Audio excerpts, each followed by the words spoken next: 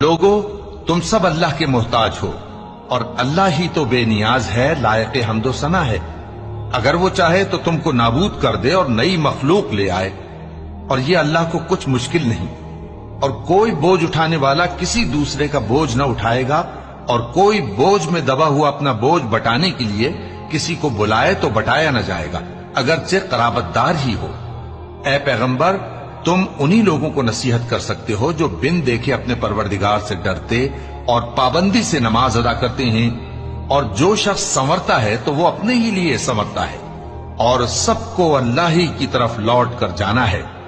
اور اندھا اور آنکھ والا برابر نہیں، اور نہ اندھیرے اور نہ روشنی، اور نہ سایہ اور نہ دھوپ، اور نہ زندہ اور نہ مردہ لوگ برابر ہو سکتے ہیں۔